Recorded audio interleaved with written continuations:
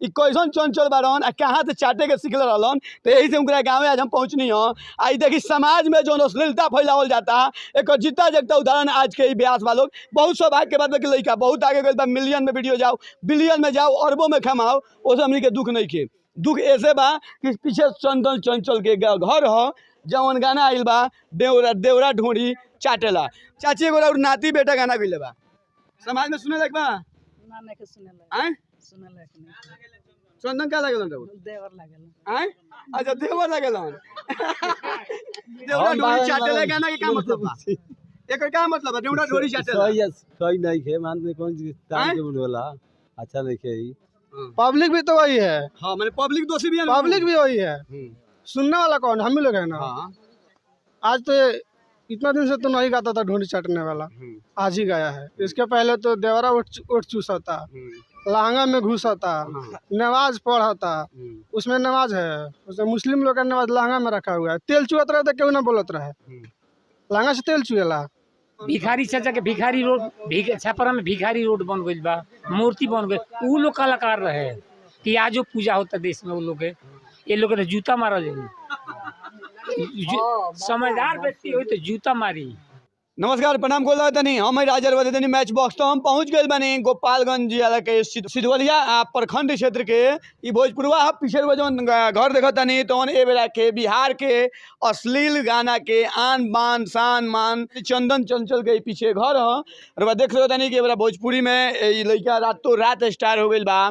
कौन ढोड़ी चाटता देवरा ढोड़ी चाटेला गाना के लेके अब बहुत बड़ा बढ़िया गाना वहाँ लोग सुनता, मार्केट में बड़ा चलता। ये गाना के फीडबैक लेवे हम आइल बनी ये चंदन चंचल के दरवाजा पर। पीछे देखी ये घर है, लड़का बा। इस सौभाग्य के बात बा कि एगो छोटा सा गांव से लड़का निकल के इतना आगे गइल बा, जौना के गाना आज देश विदेश हर जगह सुनल जाता। इस सौभाग्य के बात बा। चाचा से बात करे के चाहतनी। चाचा एगो गाँव के लड़का बहुत आगे गइल बा, गाना के देवरा ढोड़ी चाटत है, एकरा मतलब का होला? क्या हो चाचा? बाबू हमनी के छोड़ दो। ते माने लइका का कर रहा? लइकन फैकन के कावा हमनी के बात कॉल ठीक ना बा।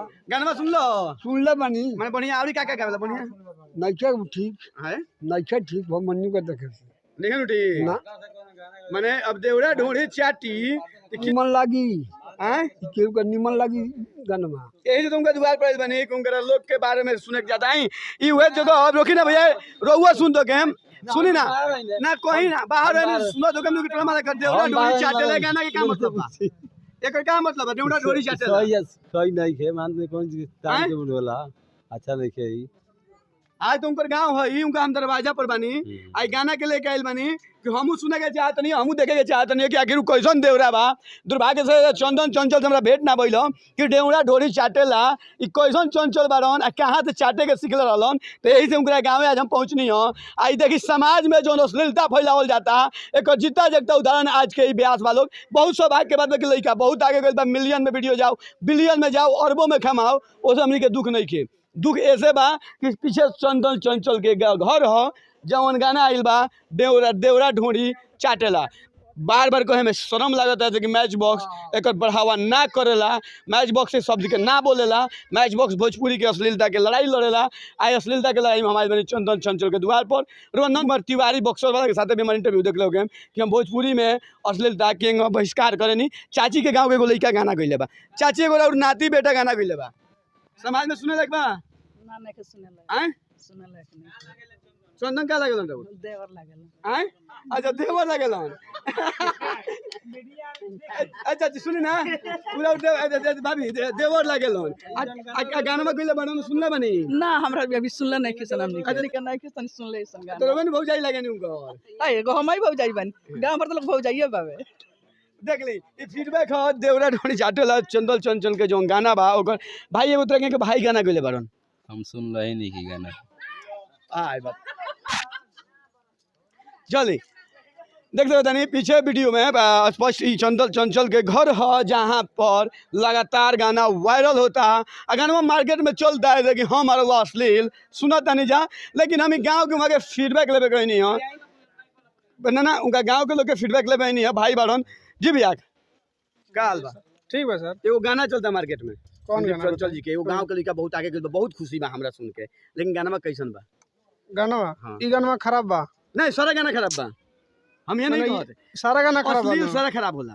आज से तो खराब नहीं क्या ई तो अश्लील आज न गेल भैया बड़ा अपना भैया मैच बॉक्स हमेशा सबका खातिर गइल बा, हर उस सिंगर के हम गइल बनी जे अश्लील गावेला उनका से दिखावे के प्रयास करने की अश्लील ना गावे के चाहिए। जैसे कि तो अपना बेटी बहन माई सभी एक साथ बैठ के सुनेला। भोजपुरी के गाना भोजपुरी बड़ा दर्द देला। भोजपुरी एगो ऐसा भाषा हनु कि जब बोले लगबो तो लोग सुने लगेला। भोजपुरी हमार माई है, भोजपुरी हमार बाप हमन, ओकरा बाद ही गाना हम के अच्छा खराब नहीं आप लोग 5 साल या 10 साल से भी इस गाने के लिए बार बार कर रहे हैं कि अश्लीलता को बंद किया जाए, बिल्कुल बंद हो रहा है। अरे भाई तो हाँ आप लोग बार बार यही का मतलब मान लीजिए जब बार बार आप लोग खिलाफ उठ रहे हैं तो बंद क्यों नहीं हो रहा है? आज इसके कल कुछ दिन पहले गए थे बुलेट राजा उसके पास भी, हाँ। वो भी गा रहा है, अब कौन अब का कहीं छोड़ दो। वो भी गा रहा है, तो बंद क्या हो रहा है? पब्लिक भी तो वही है, हाँ मैंने पब्लिक दोषी भी है ना। पब्लिक भी वही है, सुनने वाला कौन? हम ही लोग है ना। हाँ आज तो इतना दिन से तो नहीं गाता था ढूंढी चाटने वाला, आज ही गाया है। इसके पहले तो देवरा उठ चूसा था, लहंगा में घुसा था, नमाज पढ़ा था, उसमें नमाज है, उसमें मुस्लिम लोग का नमाज लहंगा में रखा हुआ है। तेल चुहत रहे तो क्यों ना बोलत रहे, लहंगा से तेल चुएला। बेटी तो हम जे गावत जे सुनता हूं भाई हमने के ना सुने नहीं जाना गावे नहीं जा।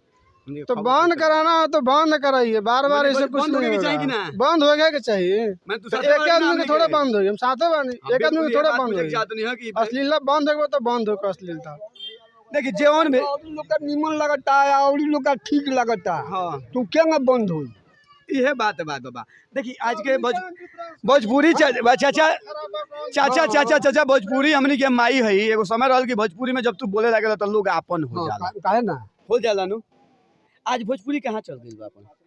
यह बात बा बाबू, बंद करे के होकर तो बंद कर दो लोगन, आ ना तो चले के होकर तो चले दो लोगन। माने तारा जायज लगता। हाँ हमनी का जायज नहीं लगत। तू सुन लो ना सुन ले बानी, हां हो जब मोबाइल में सब सुनत रहनी सब बैठ के, परसों के बात है। हां एको हमनी के निमन ना लगे, एक आदमी में काटे छाटे वाला सब बतियावत रहे।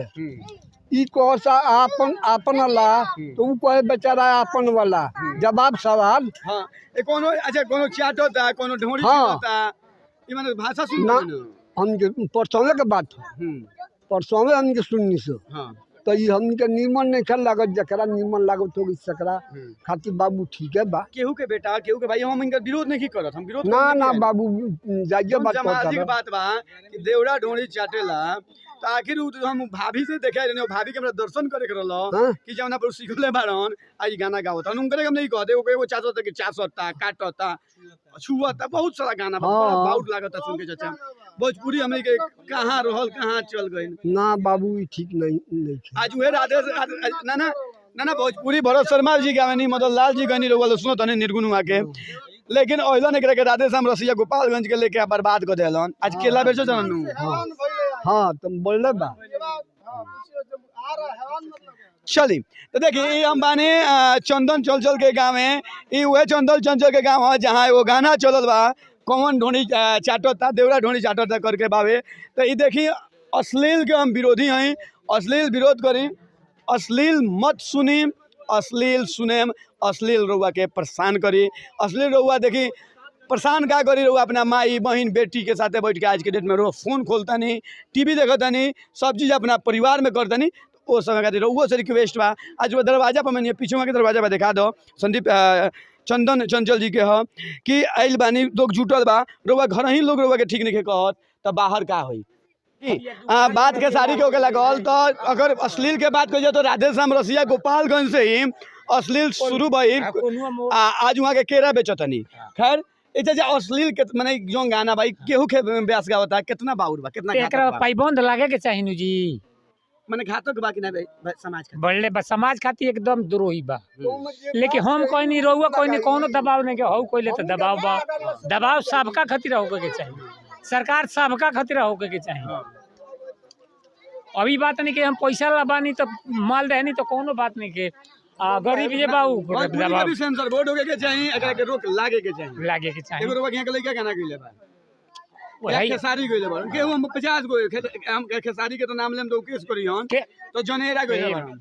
हम कहतन जे खेसारी गोले बड़े तो ओकरा पे पाइबंद सरकार चाहे मीडिया वाला चाहे केहू करे के ना चाहिए जी। हां हैं हाँ चली। लगे के संगे जे गंदा गाना गावेला समाज में रहेला सबकर बेटी बहिन सब सुनता हाँ ऊपर प्रभाव पड़ी और ओकरा पर दबाव होखे के चाहिए जी उ सब मान ली कि केहू के सबकर इज्जत बराबर होला ई नहीं कि जे हम पैसा वाला बानी तो हमारी इज्जत ना ना अलग बात पैसा सब नहीं की बात पैसा नहीं के ब्यास वही है कि लगे के बानी हमने के पहुंच के नहीं जा बात करे के प्रयास के नहीं हो जा चंदन चंचल जी भी रहती तो वो तो पूछाई कि ई कोहे वाला चीज है जवाब वही नहीं दिए उ बात ठीक बा एकरा पहले हुल गंदा गंदा गाना भइल बड़ी छ खेसारी जी का निमन गावता रे सुपर हिट भइल बड़े हां सारे के तो हमू बाउर को सुपर हिट भइल बड़े तो उनकर सब लोग कहत निमन बड़े हैं बराबर उनका आवाज उठाता के उनका निमन कहता उनका बेटी बोले गाना गा देला सॉरी बताई ना हाँ तो ई बात होके के चाहिए सबका खतीरा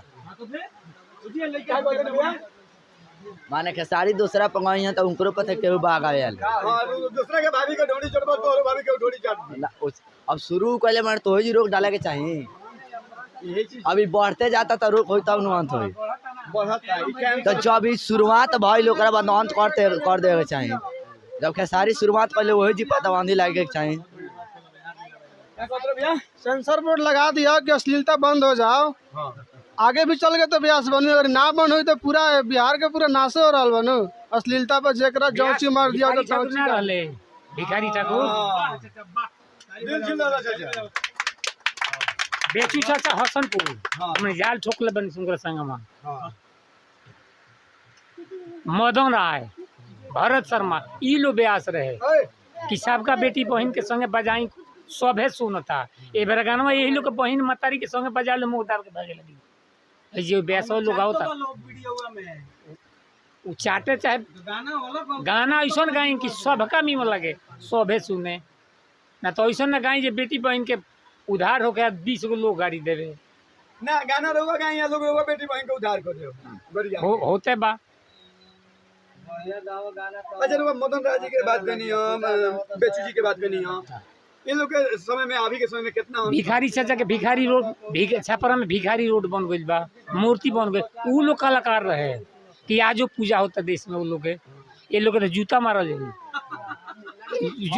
समझदार व्यक्ति हो तो जूता मारी ऐसने ऐसने लोगों देशवा के नाश करता आ कोई ले बा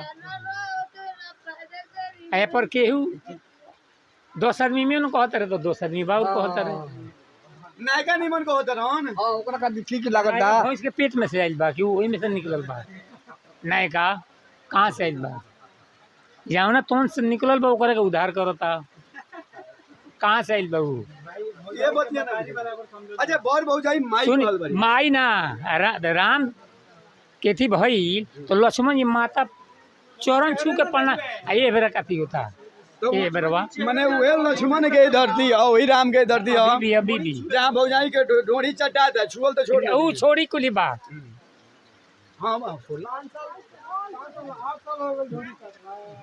तो ओकर प्रभाव मिलत नहीं खे हम दूसरा गोरिया होते तो हमरो बहन की बेटी के दूसर गोरिया होता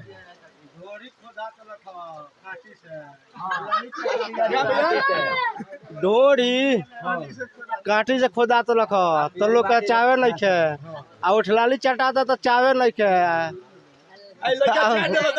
आई लड़का चाट दिलक तो का गलती कैलक चाटे दी चाटी तबे ठीक रही आगे भागी चाटी तबे आगे भागी आ ना चाटी तो कहाँ से आगे भागी डोरी चाटी और का चाटी तबे नु आगे भागी लोग देखता तो बिना देखले ओकर फिल्म ये चलता कि लोग देखता तबे चलता जब गलत बात काहे के देखता नहीं जब सही बात तबे नु लोग देखता तो देखता तो सब कोई तो चाटता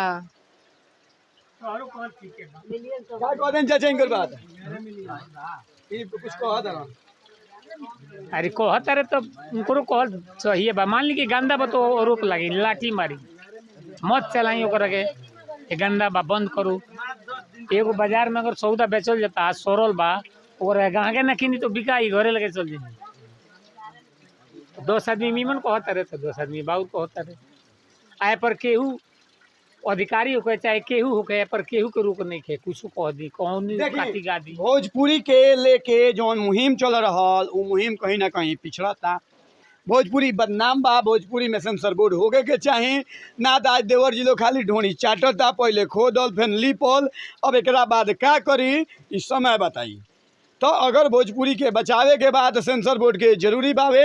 अब हाथ जोड़ के विनती बा के अगर भोजपुरी के बचावे के चाहतनी तो मुहिम में राजा के साथे आई असली एगो शेयर राउर बनता। लोग कह दे कि उनका वीडियो मिलियन में चलता। के मामा जी तो ये सब चीज के लेके बनल रही मैच बॉक्स, देखते रही मैच बॉक्स।